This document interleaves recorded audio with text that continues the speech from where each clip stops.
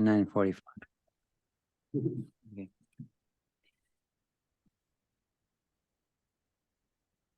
Set? Yep. Okay, then I will call the meeting for the neighbors of Dunn County to order, November 14th here at 9 a.m. And the agenda has been posted. And the first thing after call to order is call the roll. And I see that Tim Lenow is the only one not here, and he had said that he had conflict. And that Barb Lyon is here remote. Approval of the minutes.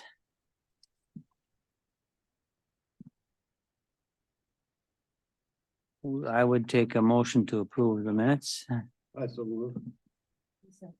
Okay, now that we have it on the table, I would like to make an amendment to the minutes.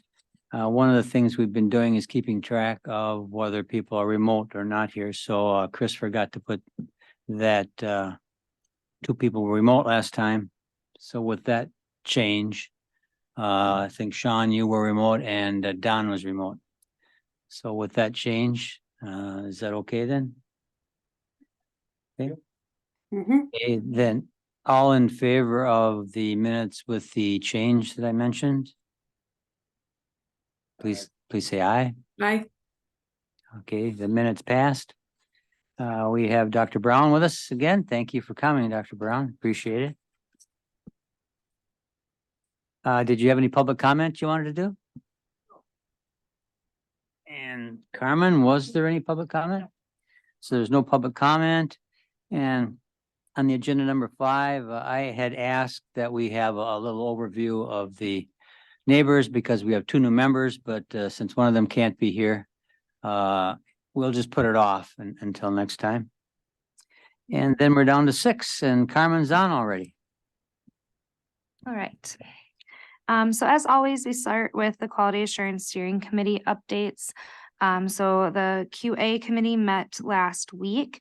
The primary topics were we did have our pharmacy consultant there, so he reviewed our quarterly pharmacy reports with nothing out of the norm for what we normally see. We do have high percentages of some medications for antipsychotropics in our central building. That is partly because our census in central is lower. So then if you have 1 or 2, that's a higher percentage than in a building that would be full. So that does kind of skew based on the size of the census. So we do have that going on right now. And then we also talked about the RSV vaccine during QA with our medical director as well. Those were the highlights of that meeting. Is there any questions on QA? The what kind of drugs? Antipsychotropic drugs. So those would be drugs that would be given to someone for any sort of psychiatric drug, agitation, behavioral medications, things like that. Thank you. Yep, those are monitored as they are typically controlled substances, and then they are also reviewed and scrutinized to make sure that people aren't over medicated. So we then monitor the rates of those, and then also that is looked at by the state and our pharmacy consultant just to make sure that we're having the appropriate level of medications. Great, thanks. Any other questions? All right, and next we'll have the employee activity report, and Chris is online. Good morning. Can everybody hear me? Yes, I hear you, Chris. Awesome. So the activity report, the employment activity report covers September and October. So the numbers are a little bit higher for numbers of interviews and such regarding the longer span. So if we go down to the number of interviews, so we did 20 direct hire interviews. We had 4 agency interviews. We had 13 positions offered, 9 accepted, and 2 were above a step 3, which were 2 nurses. So we did have an uptick and a little bit of uptick in hiring, which was nice. So we had some resignations during that time frame also. The majority of the part-time CNAs that had resigned were people that just didn't return back from an educational leave of absence. basically graduated college and just kind of forgot to contact us to resign. So, you know, the numbers look a little bit higher, but those were anticipated. We did have a full-time staff coordinator leave, and a couple of part-time RNs that had left for personal reasons. So if we go down to open positions, those were adjusted as such. We go down to work comp lost hours, another month that we didn't have, or another 2 months that we didn't have any lost time, which is always wonderful. And then if we go down to number of missed shifts due to COVID-19 type issues for September and October, roughly 420 hours were missed due to that, for a couple of positives, and most of them just for symptom type stuff that they had to be tested and off until the test came back. So for 2 months, it was actually a pretty clean report. Any questions? Thank you, Chris. You're welcome. Oh, I'm sorry, Dr. Brown? The number of open positions, does that assume what you would need to staff all 9 houses? Yes. So that's based on budget. So for 2023, we budgeted fully staffed and fully open. So that'll actually be adjusted for next year because they will be what are considered unfunded positions, because we budgeted for a lower census next year. So there will be some positions that are considered unfunded, which would be the ones we wouldn't need based on the lower census. But for current year, that is fully staffed and fully censused. The only other thing I would add, Chris did mention this, but when we're talking about the people that don't come back from leaves and things, those are people that are still on our books because they were employees and then they went on some sort of leave, typically educational. Sometimes it can be military or things like that. And then if they don't contact us within a certain amount of time, we contact them. Sometimes we don't hear from them, things like that. And then when we take them off here, we're just taking them off of our books basically, so that we can then open that position back up as well.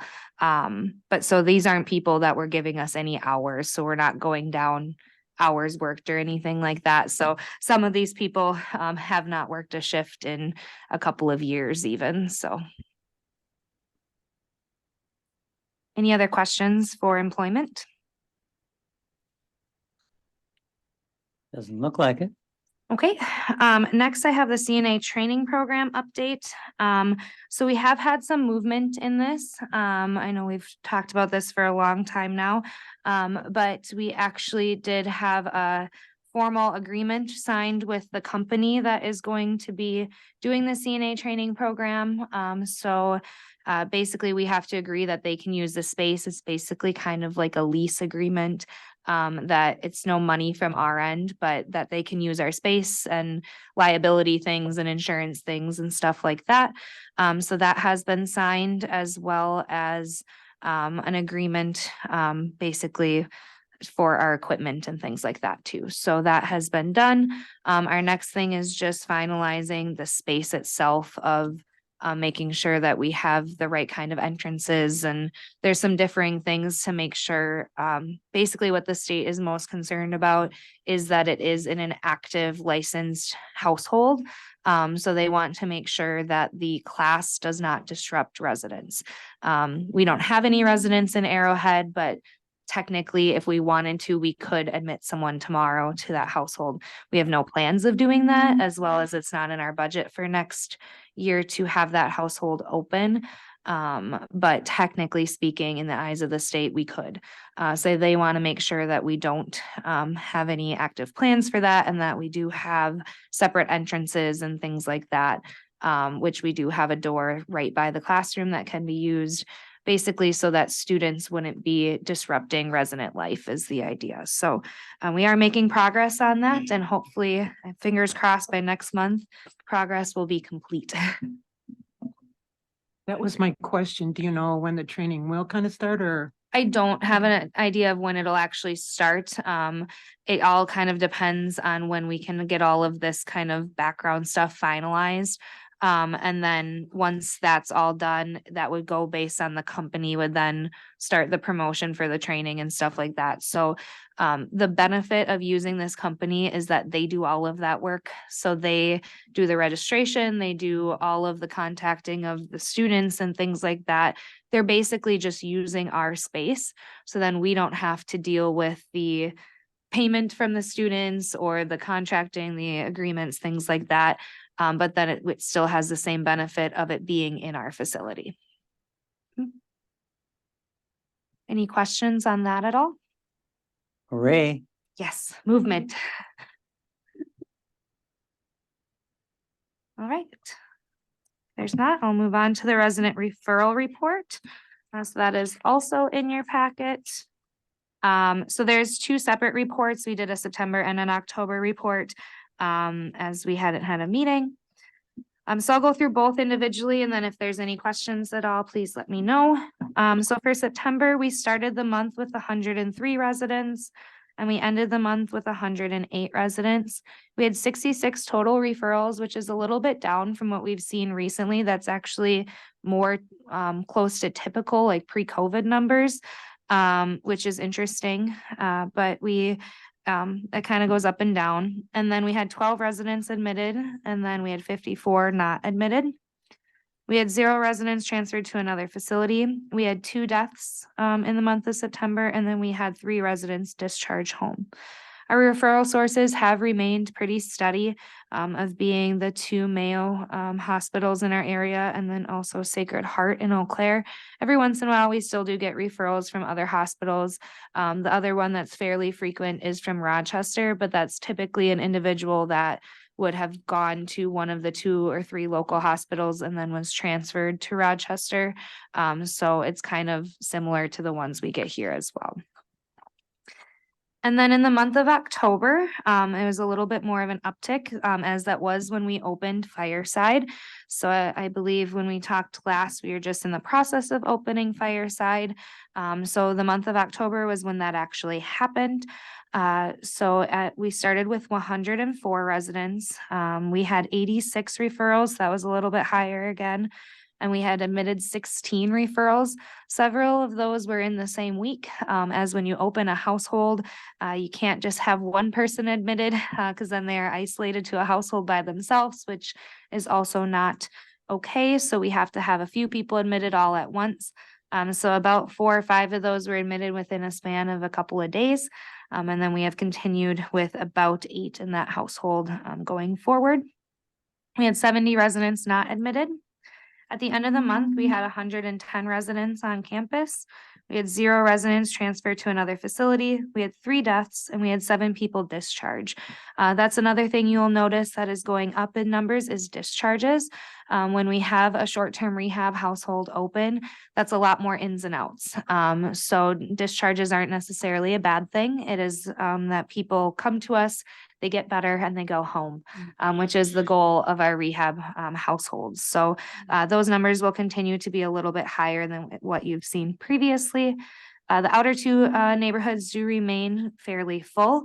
And then Central Deerview is full, and then Fireside, we're keeping about half full. Where are you with the COVID issues? Sure. So we have COVID has come and gone a couple of times. Currently, we have no households in outbreak. We had a bit of an uptick in the month of October. We had a few residents test positive at the beginning of October. Unfortunately, right around the time of our 10-year anniversary party, so that put a little bit of a damper on things. And then we had some staff positives as well. But knock on wood, we haven't had any residents or staff in several weeks test positive now. So no households are currently in outbreak. Anybody else? I'm curious with the rehab. Well, is that Medicare payment mostly? Mostly, yes. Which is good. That right? is very Yeah, good. okay. Medicare is one of our highest payer sources. Typically, it does come with some of our higher costs, as people that have acute care needs do have higher medical care costs, but we do get paid more for those people as well. So primarily Medicare, and then some commercial insurance individuals too, which is most of those run pretty similar to Medicare. Any other questions on referrals? Doesn't look like it. Awesome. Go ahead. All right, and next we have environmental and facilities report, and Scott is here. Good morning, everyone. Scott. Not a lot going on other than normal work orders. Prepping for our HVAC units, like the Aeon unit on the roof for the kitchen, doing some work on that, clean up work, make sure that's working properly. Facilities department did have a state safety inspection from DSPS. That included walking through the neighbors, the workshop areas of the neighbors for safety of employees while they're working. Took a walk through there and everything was looking good. Central, our mechanical room does need some cleanup, which we have in the plans of doing. So talked with the state inspector that was here, and yeah, I said the next time that they pay a visit, it will be cleaned up, organized, and look a lot better. So it's one of our projects that we have to get done. Otherwise, the inspection went well for the neighbors part of it. Facilities part of it went pretty well. It had a couple minor things that we have to do for safety, but all in all, the staff are safe with their working procedures. Brady and I had a roofing company come addressing an issue with roof leaking over on it'd be Red Cedar. Above that, when they built the roof, if you look at it from the outside, some of the dormers, if you look at the detail, the valleys come down and go right into those dormers. So the water, when it rains, it comes down that valley and it actually hits right against the side of the dormer, splashes on there. Water is going to come in somehow. A past technician had gone up there, done some counter flashing to try and alleviate the water from coming in, trying to reroute it. It did work some. We're still having some leaking problems.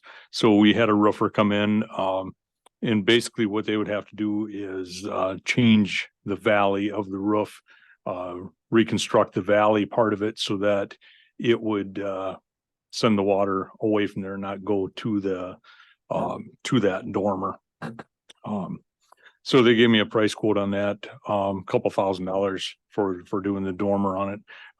So Brady and I are looking into that, how we would want to do that, if we want to go ahead with that, or the possibilities, looking at options. But something needs to be done there with that water leak. Aside from that, preparations for winter. Hopefully that white stuff doesn't come anytime soon, but we've had a little bit of it. And we had equipment ready and took care of it and stayed on it. So we didn't have any problems. Any questions from anyone? How about the overhead doors, the garage doors? How about Overhead doors are ordered. They are probably 6 weeks out. So once those are coming, and I did talk with the company, I will retain the current garage doors. We will keep those on hand and see if we can get recoup some money out of them. Other thing to add to is the bus. We did get bids on the bus. I talked with Sarah Stabenow this morning, and she's going to set up a time we can go over the bids on that so that we can move that process forward and get that taken care of. Oh, Get a excellent. bus ordered. So How many bids did you get? I don't know. Oh, Sarah got the bids were in last Thursday, and Sarah was not in office. She hasn't looked at those yet. So once she looks at them, she'll let me know. But otherwise, we'll have a time set up. Hopefully, we can get a time set up this week. Look at them and get things going. Okay, great. Anything else? Anybody? Scott? That's all I got. It's enough.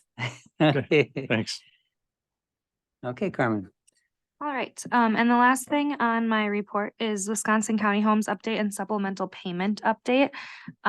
For Barbara, as you are new, I'll explain supplemental payment a little bit. It's something that we talk about frequently, but it is definitely a confusing state system. So It's probably good for everyone for a little bit of an overview. So supplemental payment is a form of payment that the state gives to county nursing homes. On an annual basis, you get two payments throughout the year.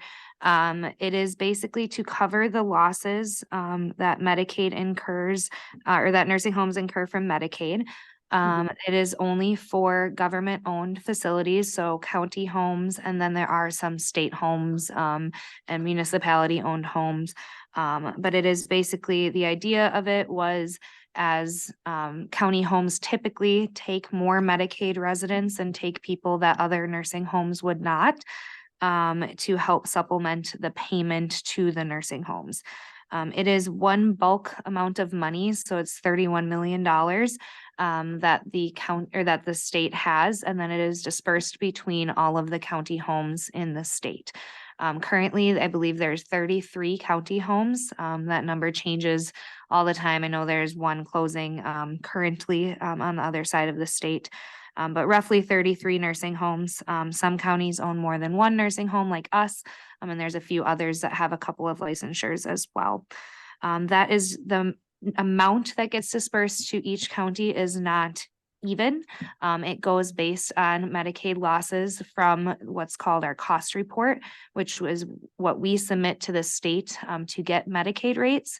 And then the state reviews those and then issues supplemental payments. Over the past couple of years, there has been issues with supplemental payment and some of the calculations last year in particular. We did not get the supplemental payment information in a timely fashion, and then it was off and they had to do takebacks and issues and things like that. So there was a lot of talk about it last year and continuing through this year. Leading Age Wisconsin, which is our provider association that we belong to, and almost every nonprofit or government-owned nursing home in the state belongs to, has done a lot of work on the county homes' behalf to help basically facilitate conversations with the state and the Medicaid system on a better way to do this that is beneficial to both them and the county homes, considering that they are issuing them to us, and all of us also belong to the Wisconsin County Homes Association. So us as an association have come up with what we would like to see from that and then presented that to the state. Without getting too nitty gritty on it, the idea would be that it would cover all homes losses first before going over and above on other homes, and really looking at covering the overall loss, not just direct care losses and things like that. So without getting too deep in the weeds on that, the good news is that the state did agree with the recommendation from WAC as well as Leading Age. So hopefully in years to come, that is better. That being said, it doesn't mean that our number will be higher for supplemental payment, just that the calculation that they use will be what we recommended they use to get that number. The reason that the numbers most likely won't be higher, we'll actually probably see lower Medicaid or supplemental payment amounts, is because it's directly related to our losses. And with how the state has adapted new legislation on how Medicaid rates are set, our Medicaid rates have increased by a significant amount, as all other nursing homes in the state. Our losses will be less, so then our supplemental payment will be less. The goal is not to add extra money to the nursing homes, it is to make them whole from their losses directly from Medicaid. So even though the number might be going down, that's not necessarily a bad thing, as other numbers are going up. So the idea is to keep the total the same.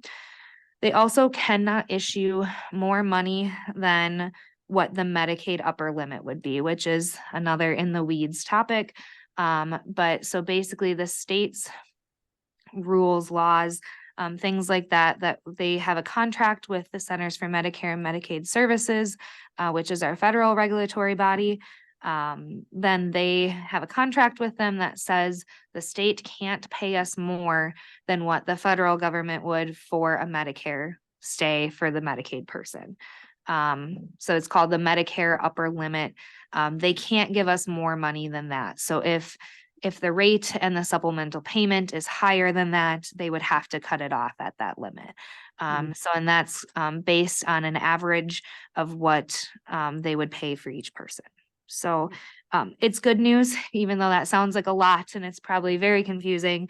But it's good news that they're listening to what the county homes proposed and what Renee at Leading Age, who is our financial person and advocacy person with the Medicaid rate setting team from Leading Age, has worked directly with them to help convince them that this is what should be done. And they listened. So that is a good thing and good news. And hopefully this year we don't get our supplemental payment letter on the week of Christmas like last year. So with 1 day to turn it around.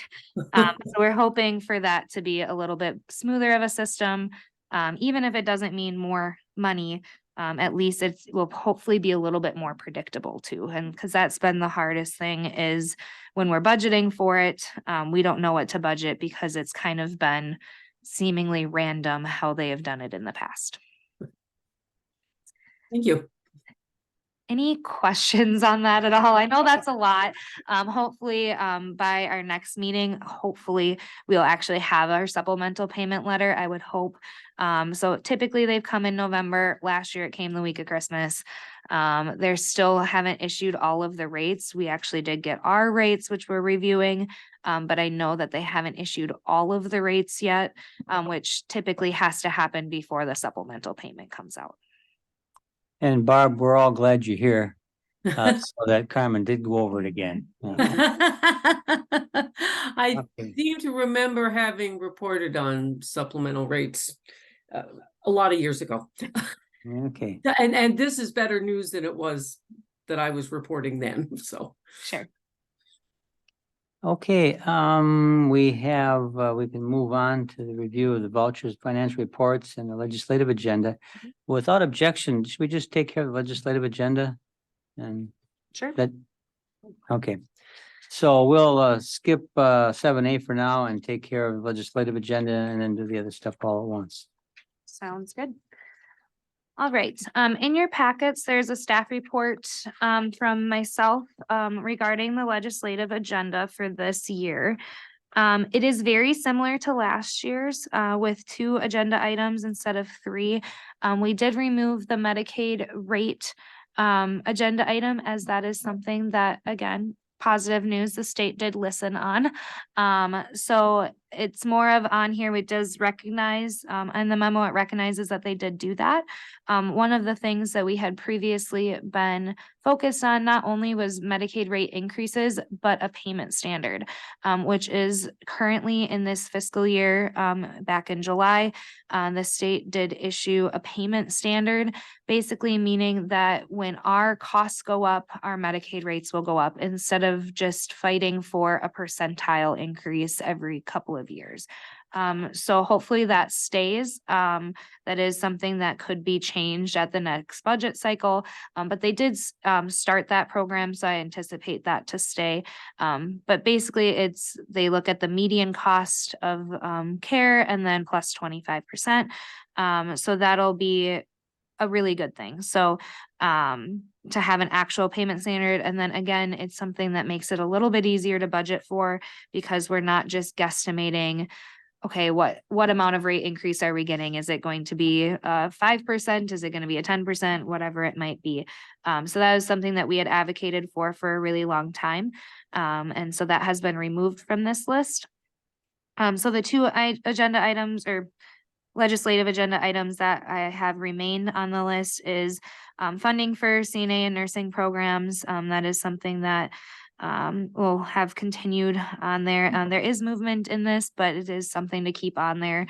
Mine's is that there could be more. One of the things that the state has done for quite a while now is the WIS Caregivers Careers Program. So that does fit into this bucket, but they could always do more about funding more programs. And then the other agenda item on there is the UW system schools have an odd system of not allowing some universities to have certain programs based on what programs other universities have, which in our current situation that the world is in. I think that is quite silly. That, for example, UW Stout cannot have a nursing program because the universities that are adjacent to it have nursing programs. And it is a UW system rule. And I don't really know why. I found out about this rule when I first started here, when I contacted the UW Stout chancellor trying to help her see why we need a nursing program, and she told me I can't do anything about it. So that is one agenda item we've also had on here for a while, is that UW schools need more nursing programs. So whether that be expanding the ones that already exist or changing that regulation to include other schools being able to have them. Those are the two agenda items on the legislative agenda that can always be altered as well before sending on to county board for overall agenda as well. Thank you very much. Any questions? I have Yeah. a question. Is the UW rule just unique to our state, or is that a national? I'm not 100% sure. I do know that it is a UW system rule. I don't know if it's a national rule. Every time I've looked into it, I've kind of ran into stopping points of what it is with we just can't do it. And I don't know what I was told was when it comes to Stout, it was because Eau Claire and River Falls are very close and have similar programs. And that is why Stout has such different programs than most universities. It is a long-standing one. Mhm. I know my wife went to school for nursing in the 70s. And it was in existence then, only certain ones could have it, so. Okay. It doesn't make a whole lot of sense to me, but okay. And even if Competition. Yeah. even if they did open another program, it would be difficult to staff. That is one of the things that a lot of the schools that do have nursing programs struggle with, is finding instructors. Because the payment of an instructor for a nursing program is less than what they would make working as a nurse. So that is a very difficult thing. So then that kind of goes back up to the top agenda item of let's have more money put into those programs. And that would include payment for instructors. So even if it were to happen that they would allow it, it would also probably take some time to get up and running.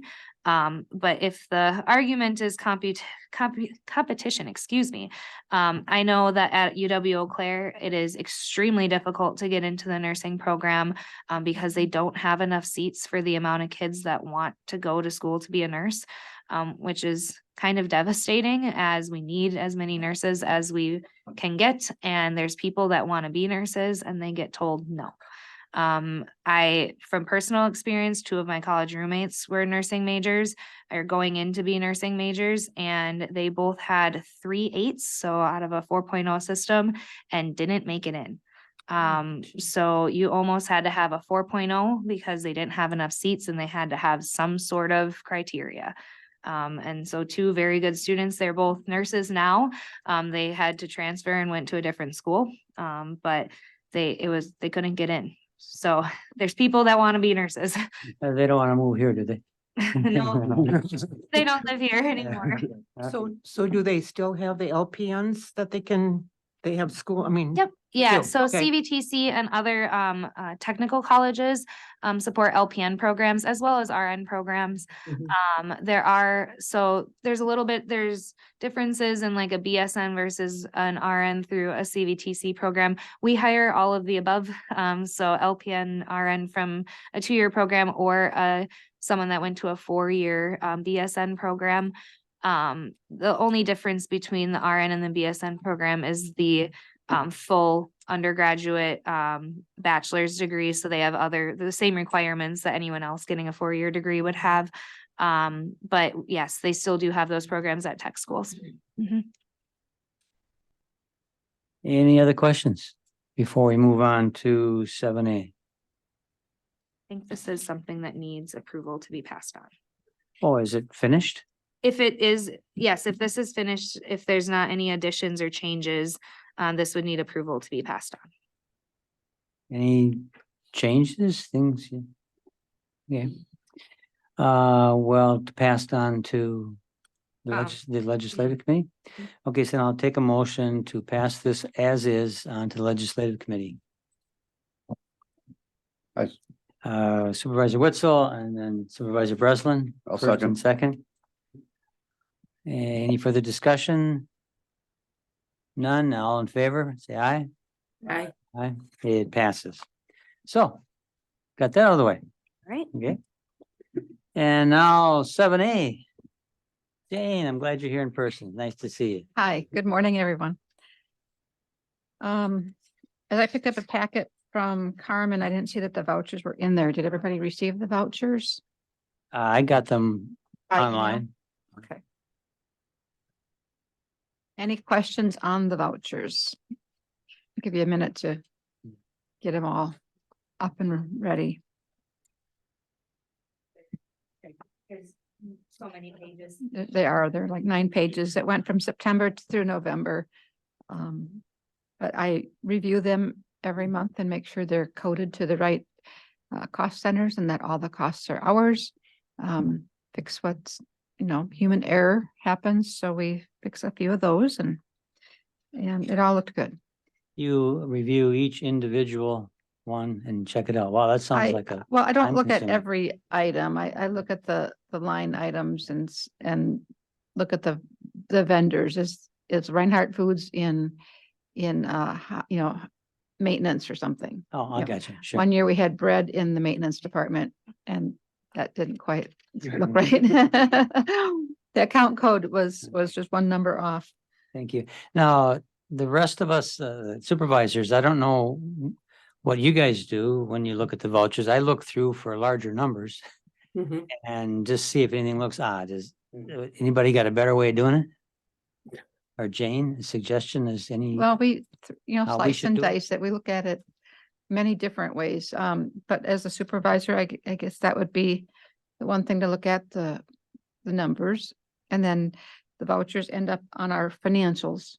So when those come out, we'll look at, the bigger picture of, are we going up? Are we going down? Are we stable? So this is the micro look at how we get to the financials. Okay. Yeah. Okay, thank you. Vouchers seem fine then? Okay. And then going through the packet in that order, we have the aging summary, I believe, first. Which is our accounts receivable. We post all of our dollars earned at the end of each month. So we're on the accrual system, not the cash system. So as you see, September and October are higher amounts than we've seen all year. I needed to redo the spreadsheet because I couldn't put the numbers at the top. The columns were too high. And that made me very sad. But those are because Medicaid rates, the interim rates were posted to our ledgers. And now we have final rates that Carmen and I are reviewing and have 15 days to agree or disagree to. And then within 30 days, we have to provide any new numbers or substantive disagreement, and then we'll be done. So it's a much faster process with Medicaid rates, but they posted higher amounts in the interim. And of course, we haven't received those yet. So as we post the increase in revenue, of course, the receivables will be higher until that gets paid, hopefully soon. And they go back to, these go back to July, and then we've got rates from Inclusa and Care Wisconsin, which are the Medicaid HMOs when they get contracted out to family care. Those rates are not reconciled from the July prior. So those are a year old. And we keep working on them. But that's part of that big dark blue box that we're watching very carefully. So that's how we collect our money. Okay, Any questions on the outstandings? doesn't look like it. Okay. And, okay, yep, keep going. Then we have the campus census. on the next colored sheet. Medicaid is one of our best pay sources now, as we saw on for the prior aging sheet. Private pay, we don't have enough. It's same trends, same as the previous couple months. VA, we have plenty of VA, and insurance, we don't have that big of a call for. We'll have a workers' comp or a private insurance every once in a while, but not much. So I would- Medicaid is our bread and butter. Well, I will add one thing, with the new rates, interim and the new ones that we are still reviewing. Just as a reference, in past time, private pay had been a higher payer source. Now currently, Medicaid actually is a higher payer source. So Medicaid being higher than private pay is not necessarily as bad as it was before. Because in the past, we had strived to have a lot of private pay people as much as you can, versus Medicaid. And now Medicaid, actually, we are getting paid more than what we are from people who are paying privately. So just as a reference, just so people are looking at that the same way. And also, we had one circumstance this month where we could compare the Medicare rate to the Medicaid rate because their insurance changed middle of their stay. And we calculated it both ways, and Medicaid was like within 2% of the Medicare rate.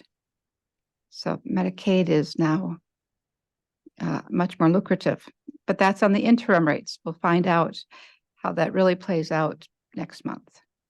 So it's always a moving target. Any questions on the pay sources and census? Looks good. Okay, then into the financials.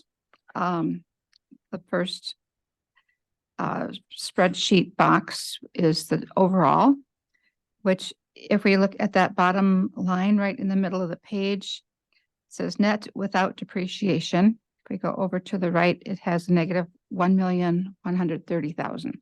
That's our projected loss for the year, cash flow wise, for NDC. We started out with a higher number, and with staffing changes and opening up the other units, the mix changes and the loss decreases. I have a question in this area, and I think you answered it last time, but I didn't take notes or write it down.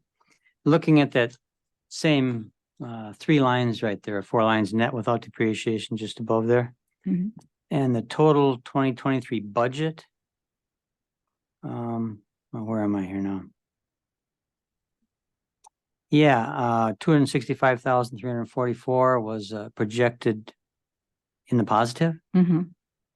But the previous year, we had actual 2 million almost negative.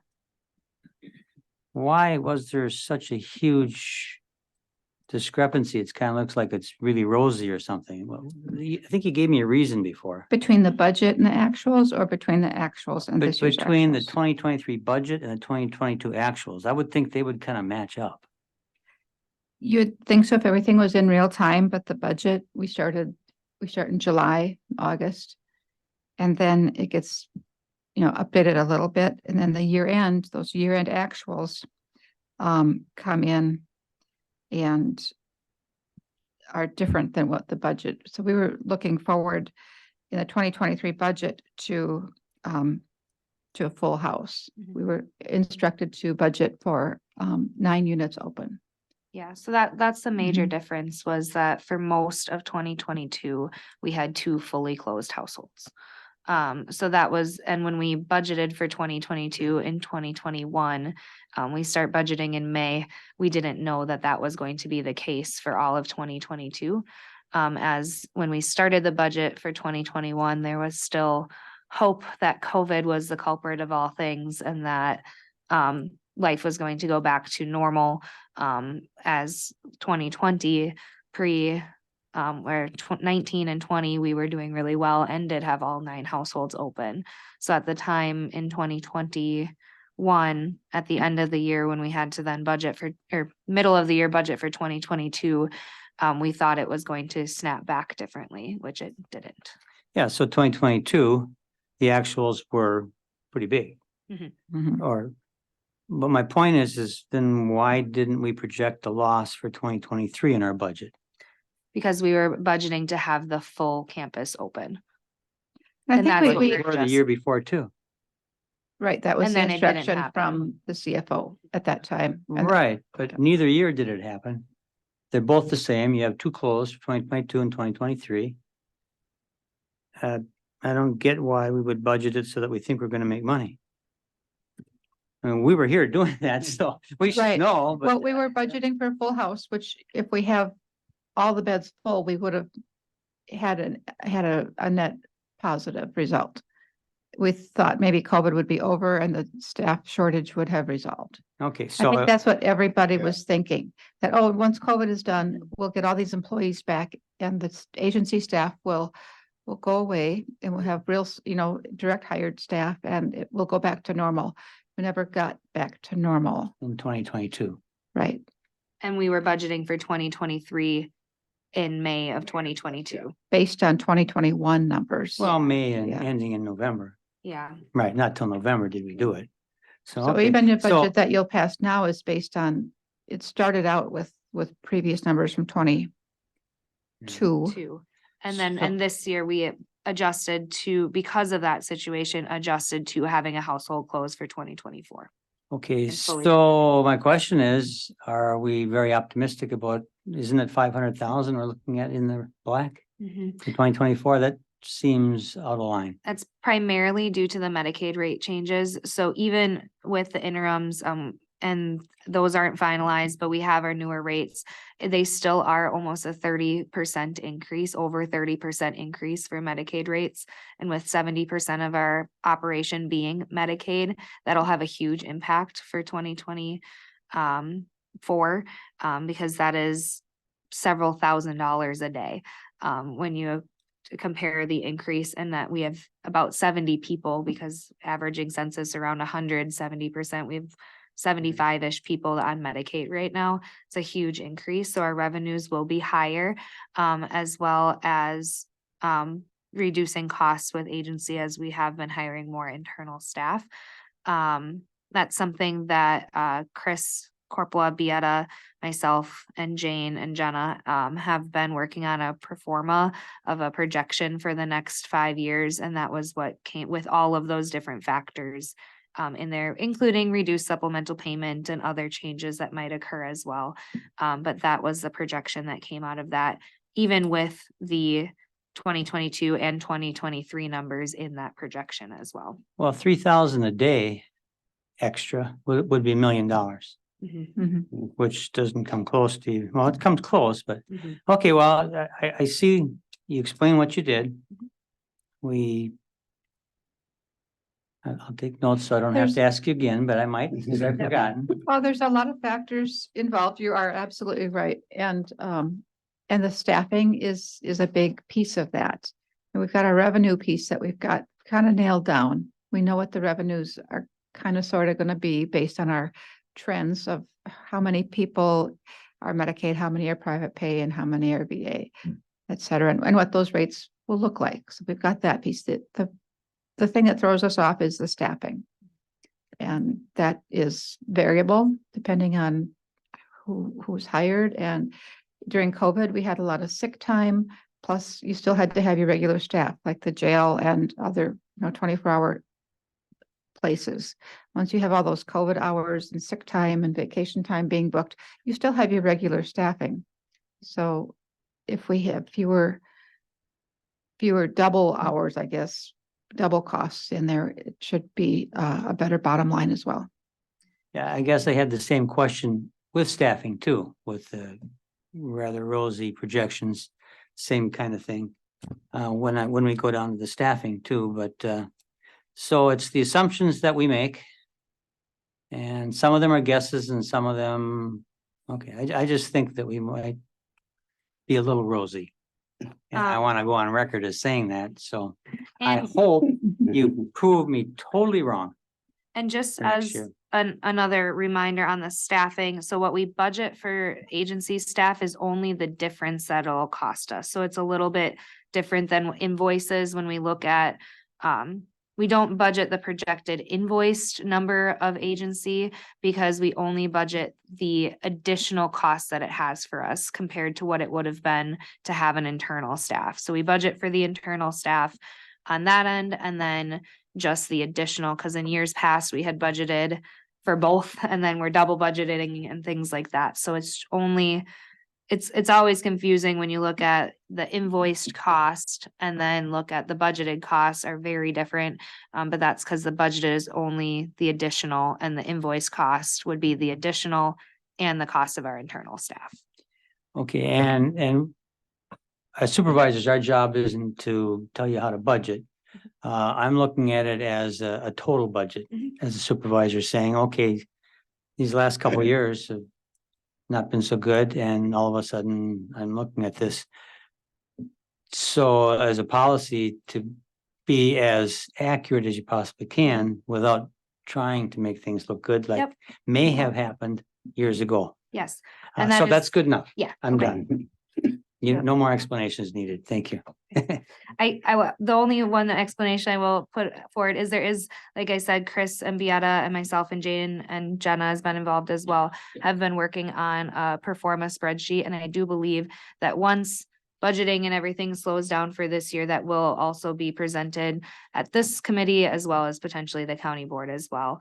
That has a 5-year projection and what all goes into that. It was just, there's a lot going on with all of the other county budget stuff for this year. And then that was going to be discussed further too. So that'll have a lot more detail explanation of how we got there too. Thank you. Very good. So from there, that top half page, then for the benefit of our new member. Oh, She's gone. Oh, she gone? Oh, I'm sorry. Well, then we all know that east and west and central follow in detail. I'm still like that. The separate ones. Still like that? Yeah, we still like that. It helps, look at, on my side, it helps me look at what needs to be allocated if something's not being assigned a proper percentage to each building. So, like Scott said, the roof on Red Cedar Canyon, well, that should be in that one building, not all 3 buildings. So when I look at those costs, we make sure they're in the right buckets. So that's the detail of each building. If we go on to page 3 of 5, we get the agency staff financial report. Also the breakout of direct hire staff, and then the consolidated at the very bottom. The projections are on the very next page. They flipped over when it got printed. But it's not a whole lot different than the last couple months. The agency staff, I did look this morning at the hours and invoices that Chris paid for October, hoping that most of them are in, and they are less than September and August. So it appears that the number of hours billed from the agency is lower in October. Just like was promised when Carmen and Chris said they had more direct hire people. Well, in the end, the billing from agency is lower. So I can verify that. And hopefully November and December continue on that same track. And then that helps reduce the deficit that NDC shows. Any question on the agency staffing? Doesn't look like it. Okay, then we have the senior meals, which are pretty stable. October seems to have more expenses. They might have ordered like on a quarterly basis, some other supplies maybe. We don't have any revenue that was reported at the time of this report. So it's not complete in October, but we do have September numbers in. I believe in October is when they start ordering things that might be holiday related things. So that's why the cost is higher. Oh, lutefisk. Maybe. Yep. Yeah, Mhm. okay. And then depreciation is pretty stable every month. October wasn't posted yet. when we ran the report.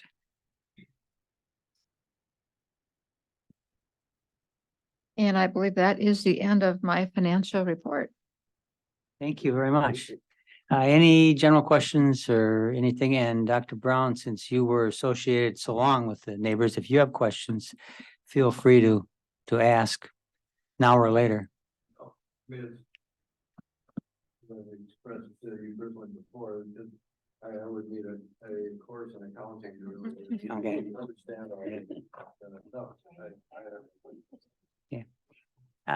Then with the financial report and the vouchers, I would accept the motion to accept the vouchers and financial report. I so motion. Okay, so we have a motion and a second. And no more discussion. All in favor? Aye. Aye. Okay. It's fine. I mean, it's actually better than fine, but thank you. Now, next meeting time, date and announcements. Do you have any announcements? I don't think I have any announcements besides that tonight is my annual report at county board. And Chris had asked all department heads to focus on one specific thing that a department does, which NDC is a little hard to break down into service lines, compared to some departments that have very specific silos.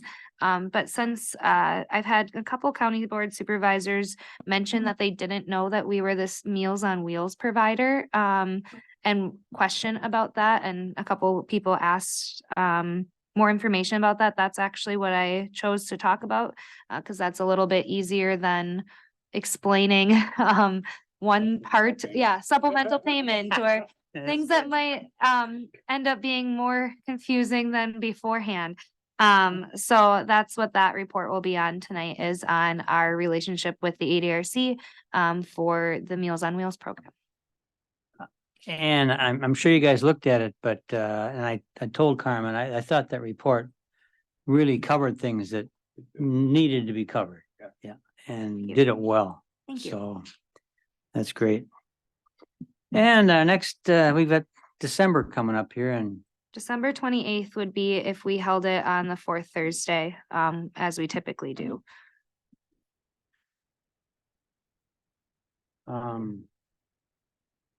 okay.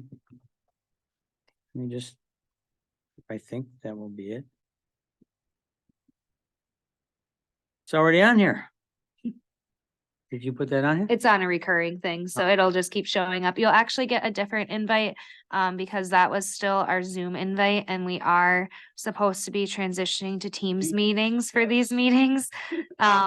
I held out one extra month, because it is still supported, but starting in 2024, Zoom will not be supported anymore for us, because we do pay for that for a special Zoom license, so we will not have access to that anymore. So I guess 3 days early from 2024, we can do Teams. I'll give in. Okay, so we know when we're gonna meet next, December 28th, 2023, right here at 9 a.m. And if something occurs, of course, we have to make changes or whatever, we can do that, but it's good with everybody here. Great. In that case, anything else from anybody? Then we're adjourned.